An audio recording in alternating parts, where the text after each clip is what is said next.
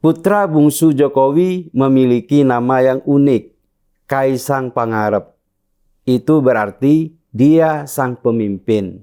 Nama Kaisang sendiri tidak umum dalam pelafalan Jawa karena dua kata digabung jadi satu, Kae dan Sang. Sedangkan Pangarep sendiri berarti di depan. Gampangnya ya pemimpin, orang yang jadi panutan. Jadi Kaisang masuk ke dunia politik dan langsung jadi ketua umum partai itu sebenarnya sudah pas dengan namanya.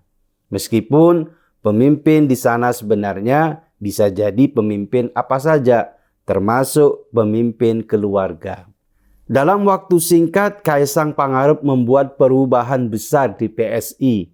Dia berupaya melunakkan hubungan PSI dengan PDIP yang sempat tegang. Pertemuan Kaisang dengan Puan Maharani telah memendekkan jarak antara kedua partai itu. Sebelumnya, PSI dan PDIP saling bersahutan dengan komentar yang tajam.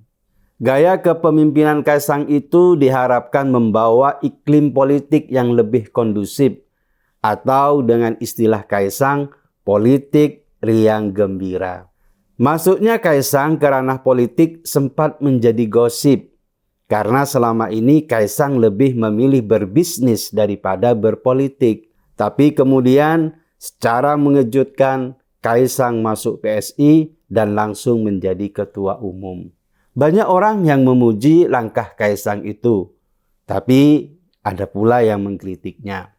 Kaisang tentu punya hak untuk masuk ke politik. Dia memang punya privilege sebagai anak presiden, tapi itu di luar kuasa Kaisang untuk terlahir sebagai anak Jokowi.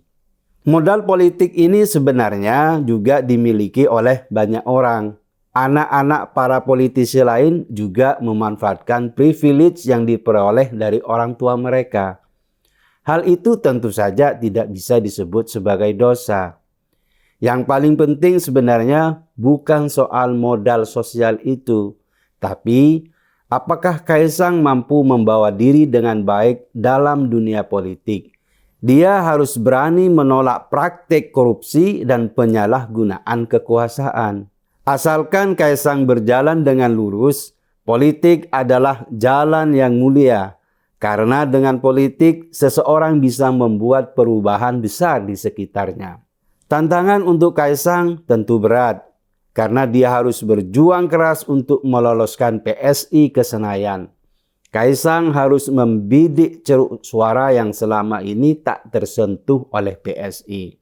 Karena Kaisang dikenal sebagai public figure, dia memiliki fans yang lumayan besar. Ditambah lagi dengan pamor Jokowi yang dihormati oleh masyarakat nasional dan internasional. Sangat logis jika Kaisang diharapkan bisa menembus batas 4%. Tapi tentu saja itu tidak semudah sulapan. Ada beberapa tantangan yang harus dihadapinya. Misalnya soal pendeknya waktu yang tersisa.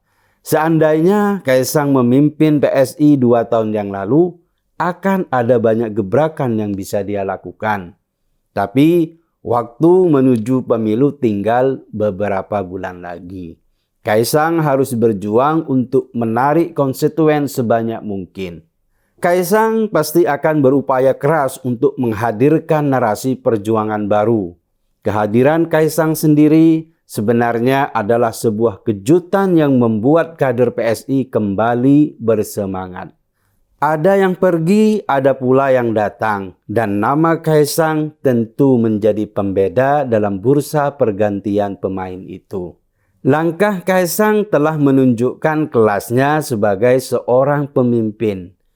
Semoga saja ke depan akan semakin banyak kejutan yang muncul darinya. Karena buah biasanya jatuh tak jauh dari pohonnya.